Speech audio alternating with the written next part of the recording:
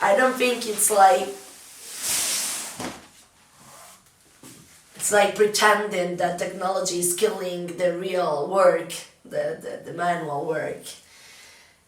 I think it's the overreaction, the overusing or something. Eliminating the problem, the content, the material, that you will strike out, that you will root out the content and the problem from the country. It's not eliminating technology that you reduce the problem of stalkering. The content, it's the way you present the content, it's the way you try to get work with the material.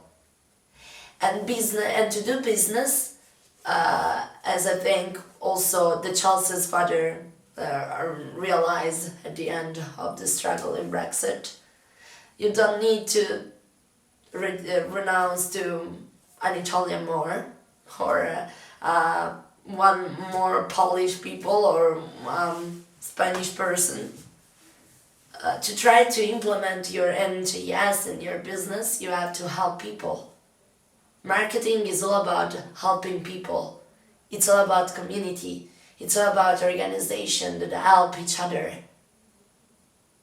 And I was thinking that an outstanding, beautiful, meritocratic, leadership, honorable, and dignitous country like London, or the entire United Kingdom, because we are not talking only about London, would have tried to find a complement. Because the voice of the government was never being heard so much until the voice of the people was listened. The question is now, the voices of the people changed, not because they refused Brexit, but because they refused to believe that Brexit was exactly what it means now. Because Brexit was never supposed to be like this. I didn't feel the hatred when I entered London. I didn't feel this kind of discrimination. I felt it was like a second America, because even the stage you have to support yourself to do an internship, and it's really hard to switch from a work to another. But I didn't find it simple. I didn't find it simple to live in there. Even if it was like before Brexit, it was never the European country that everybody imagined that you could enter and find a job very easily. I mean, in general, this is not happening in any European country. Moreover, London was always very concerned, pretty peculiar, and pretty control, which is something that I completely support. But being concerned on the border doesn't mean to take out the problem. It doesn't mean to reduce the possibility to people that doesn't have a high education to receive it or to work in there.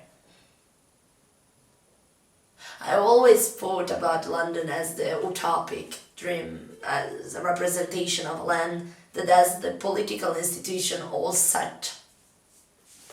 And I'm talking profoundly because I love the British people, that this is a shame. This is a shame. That's why I would love to read a passage of Seth Godin, that is this miraculous, we can say, marketing manager of the time, contemporary of the time. And it really starts from zero pounds.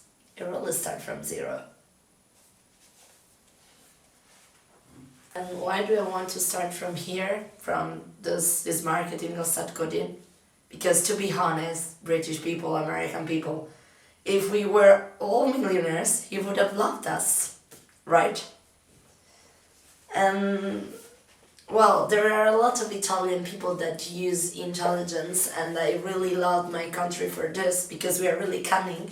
Sometimes we are sociopathic and a bit melodramatic, but to be fair, to be pretty sincere, you were influenced by us. We did a couple of things that you will get to note of it.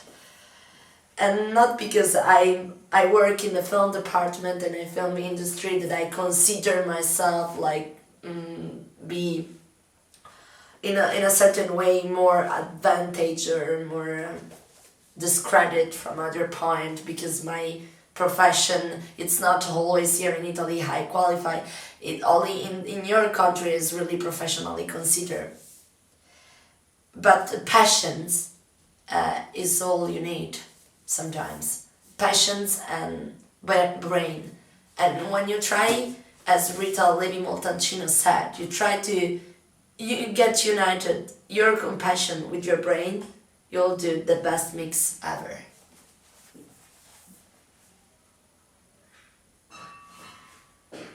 So,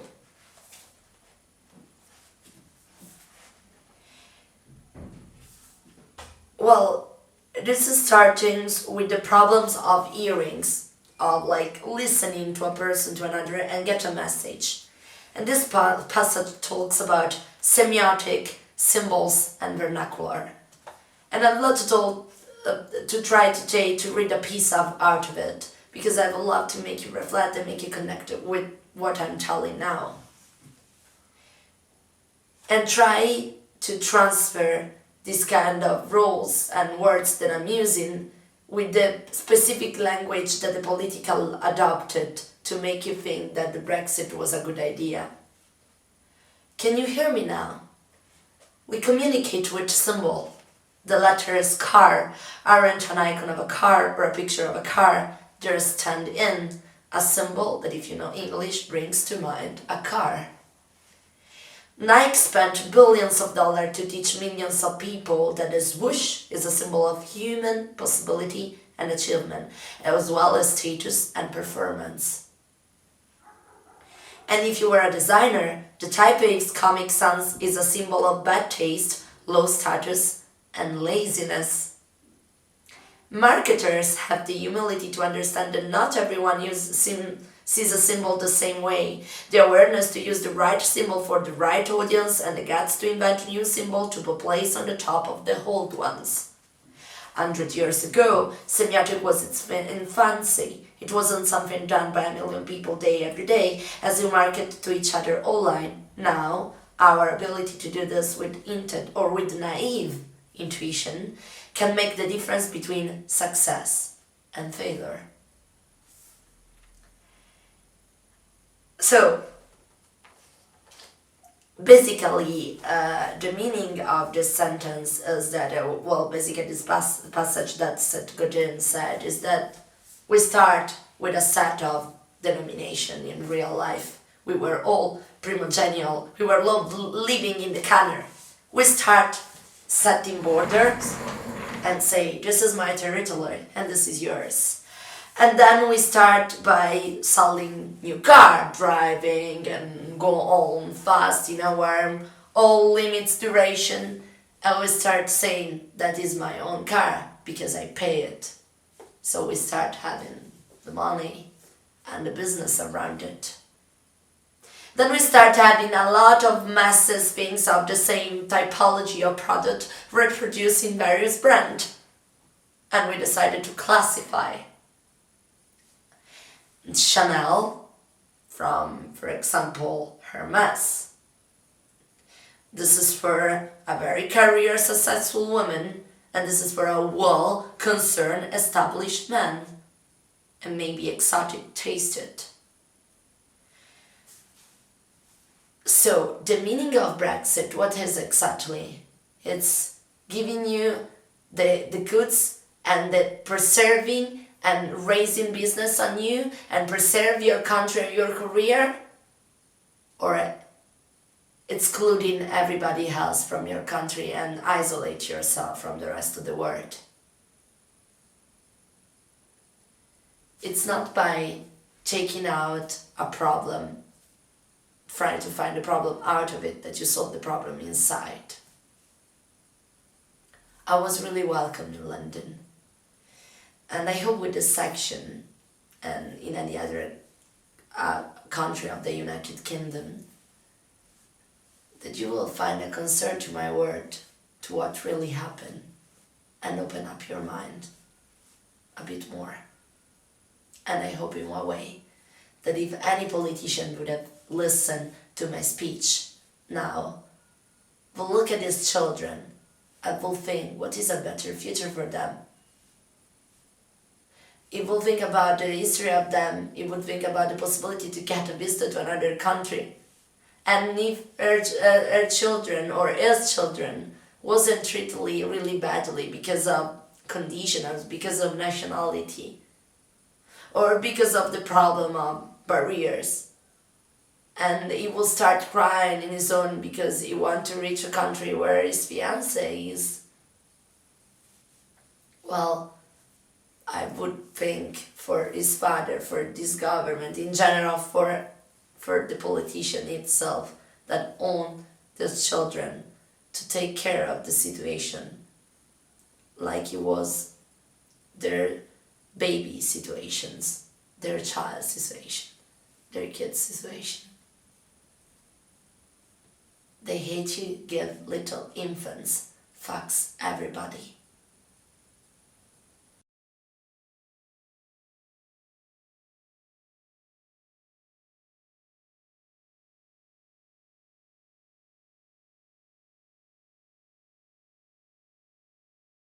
A few more words that I would like to spend on this topic is the fact that at the end I met again the father of the one of Chelsea that I told you about, and he was really scared about this idea of getting out from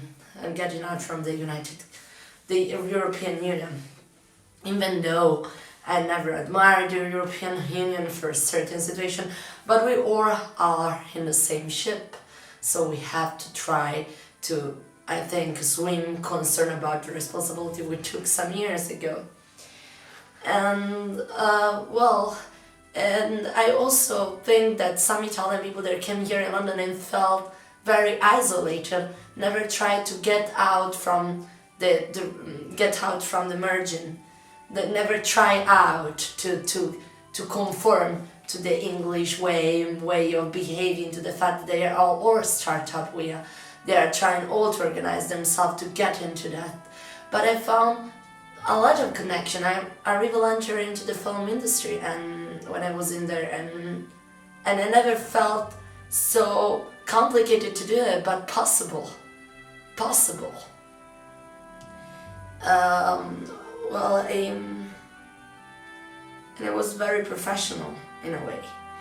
So I just spent a few more, we can say, minutes to talk about the Brexit situation, the origin of Brexit, and then I stopped with the conversation, and I let you think about it and share and spread this message.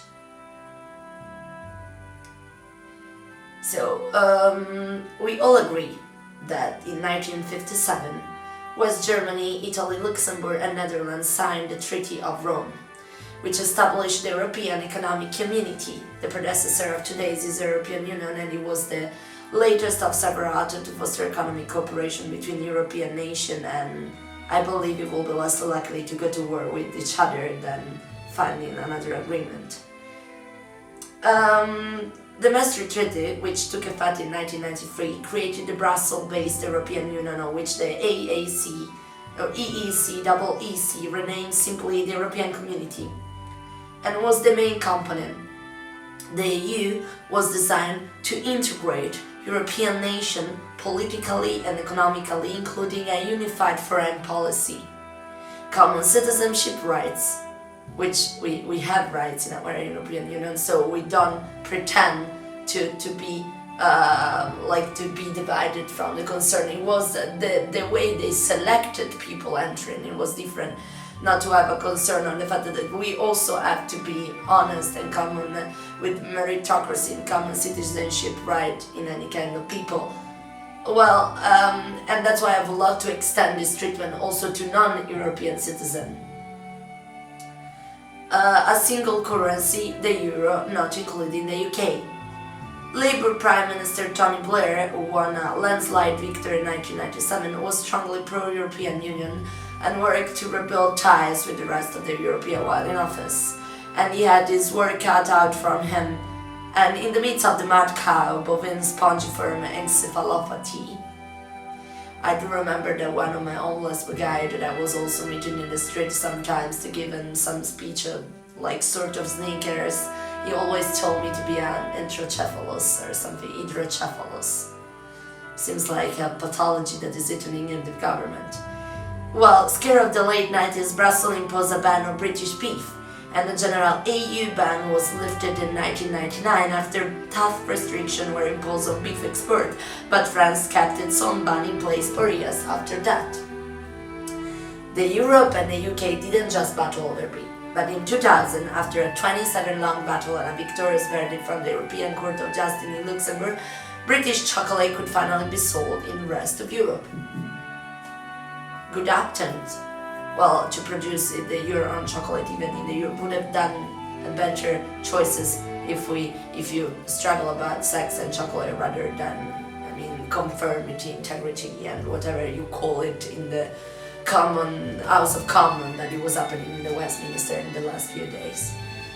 Purists in France, Belgium, Spain, Italy, among other nations had argued that only cocoa butter, not vegetable oil. They also tough British made chocolate, including popular brands like Mars bars, Kit Kats, and Cadbury's. That's why you will never find out that brands in this moment. Well, in October 2016, Prime Minister Theresa May, which I would love to blame for the rest of my life, but I cannot because she wasn't only the head of the situation. She deserved a pretty tough movie anyway, when I'm coming back. Who had assumed office following David Cameron's resignation, announced her intention to invoke Article 50 of the Treaty on the European Union, formally giving notice of Britain's intent to leave the EU. On March 29, 2017, the order signed by May a day earlier was delivered to the Council of the European Union, officially starting the 2-year countdown to British EU department, and that's what we know. That's what we know from the other part of the world.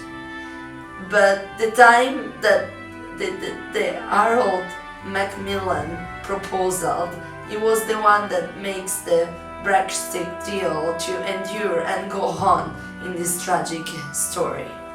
And the plot developed when in 1956, the Chancellor of the Exchequer commissioned his official to suggest the best way for Britain to integrate itself into the rapidly growing Western European economy. Their plan, soon adopted as official policy, was that Britain and the emerging European community would both join a new free trade area for industrial goods. And in this perfect world, Britain would not be in the EEC, would not have to pull any of its sovereignty with the other European powers, would maintain its preferential trade with the Commonwealth, would enjoy frictionless trade with Europe, but would be still free to do whatever deals it wanted with the rest of the world.